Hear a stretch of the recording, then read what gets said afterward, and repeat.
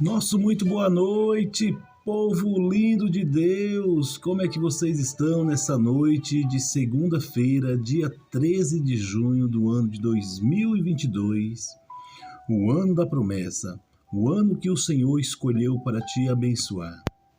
Meus irmãos, hoje nós vamos ler a Bíblia lá no livro de 1 Coríntios e o capítulo é o 15.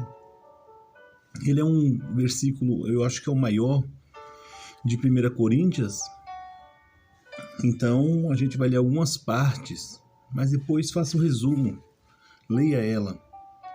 Deus abençoe, meus amados. Vamos lá?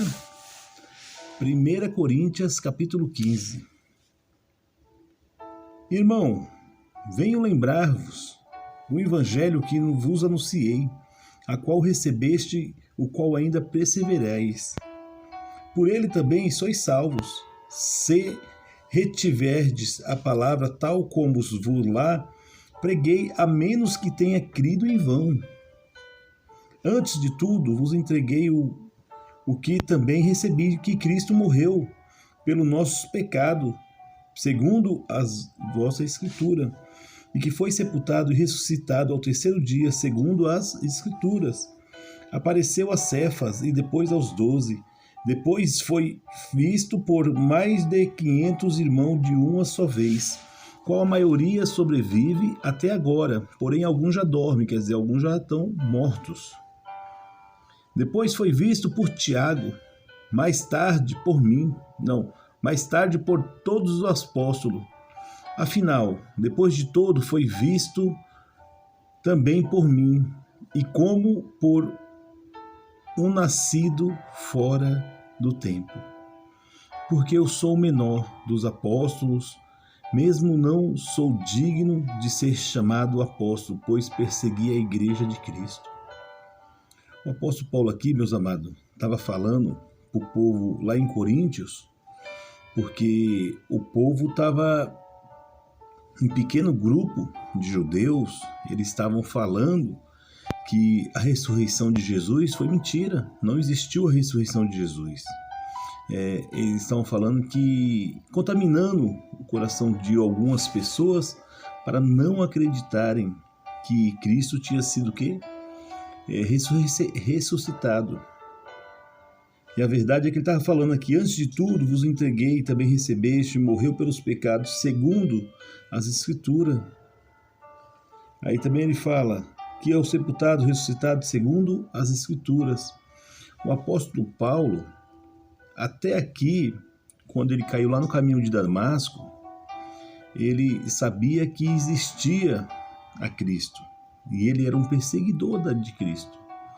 Só que, porém, aqui ele está falando que foi nascido aonde? Afinal, depois de todos, no 8, tá? Afinal de todos, foi visto também por mim, e como por um nascido fora do tempo. Ele quis dizer, eu não sou dessa geração de Jesus, mas eu vi, segundo as Escrituras, até ele cair no caminho de Damasco. De lá para cá, ele caiu no caminho de Damasco, Jesus também apareceu para ele. E ele se achou o quê? Ele se achou o menor. Ele se achou o menor de todos os apóstolos. Ele não era nem digno de ser chamado de apóstolo. Mas segundo a Bíblia está falando aqui, ó, mas ele fala no 10, ó. Mas pela graça de Deus, sou eu quem sou. Eu sou, e a sua graça foi-me dada, me concedida.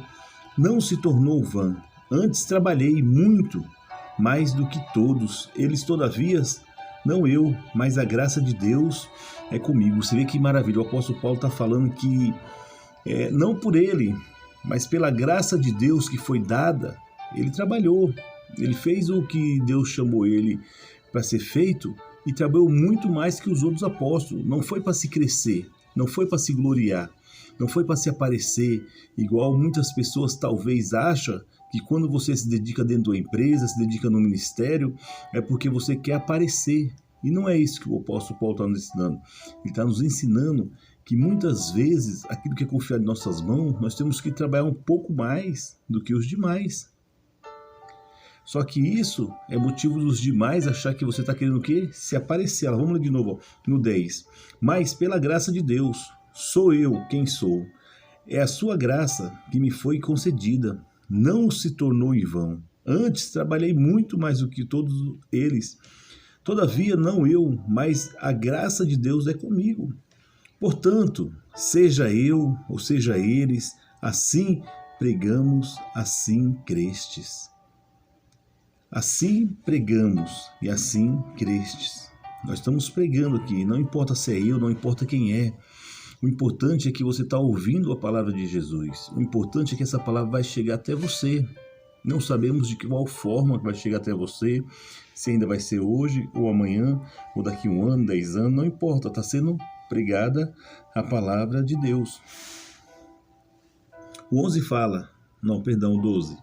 Ora, se é corrente pregar-se que Cristo ressuscitou dentre os mortos, como, pois, afirma algum dentre vós que há ressurreição de mortos? Como é que vocês estão falando que não há ressurreição? Então quer dizer que tudo que Jesus fez por nós foi em vão? Não tem uma explicação? Vocês não estão acreditando que houve a ressurreição de Jesus? Isso eu relembro, não foi todos ali de Coríntios, mas foi um pequeno grupo. E a gente sabe que dentro do ministério muitas vezes tem isso, né? Um pequeno grupo, em vez de querer aprender mais da palavra de Deus, se interessar pelas coisas de Deus, não.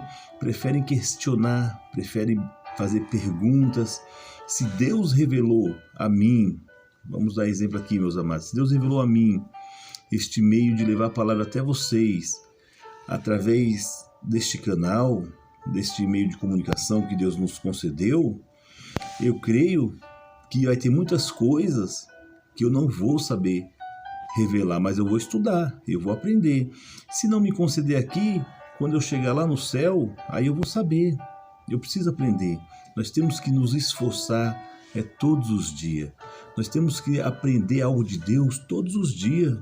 Não podemos deixar de esperar somente pelo pregador, pelo pastor, porque quer que seja, pelo padre, pelo papa. Não, não importa. Vamos aprofundar o conhecimento da palavra de Deus, vamos aprender e pedir o direcionamento do Espírito Santo de Deus para Ele nos revelar, porque é isso que nós precisamos de revelação do Espírito Santo, senão não resolve absolutamente nada.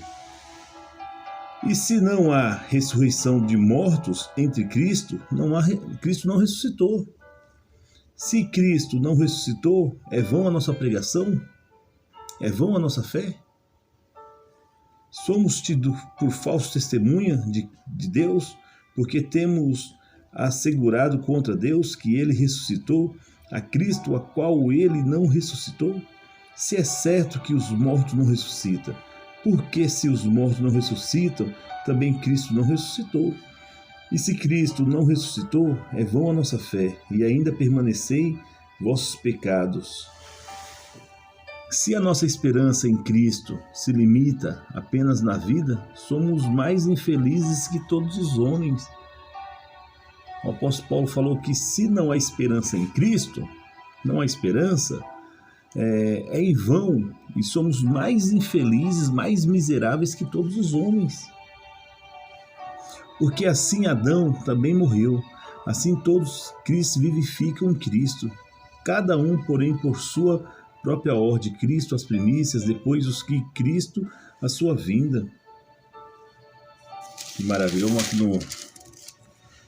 Eu quero chegar mais frente. Aqui, ó, no 44. Semeia-se com corpo natural, ressuscita com corpo espiritual. Se há corpo natural, há também um corpo espiritual.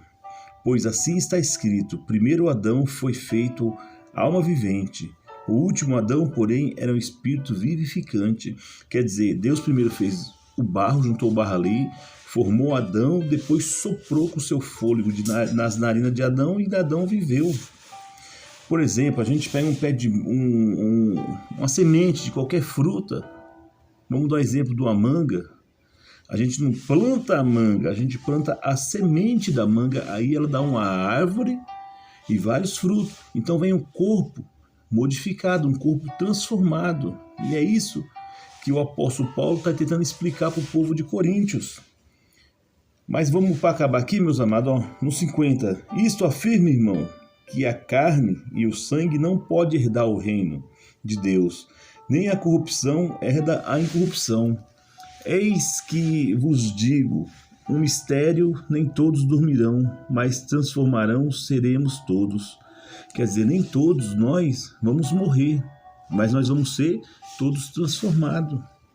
Num só momento de abrir e fechar os olhos, ao ressoar da última trombeta, a trombeta soará, os mortos ressuscitarão incorruptivelmente, não seremos transformados. Onde está a morte, está a tua vitória. Onde está a morte, está o teu aguilhão. O teu aguilhão da morte é o pecado, a força do pecado é a lei. Graças a Deus que nos deu a vitória por intermédio do nosso Senhor Jesus Cristo. Portanto, meus amados irmãos, sejam firmes, inabaláveis e sempre abundantes na obra do Senhor, sabendo que no Senhor o vosso trabalho não é vão. Que Deus possa abençoar você grandemente nessa noite de segunda-feira.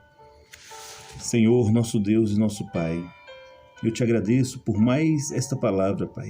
Te louvo, te bendigo, Pai. Ah, meu Deus, nós sabemos, Pai, que não é fácil pregar a tua palavra. Muitos vão debochar, muitos dão risada, Pai. Mas nós não vamos olhar para isso, Pai. O Senhor nos diz que em vão não é vão, Pai, os que trabalham para o Senhor.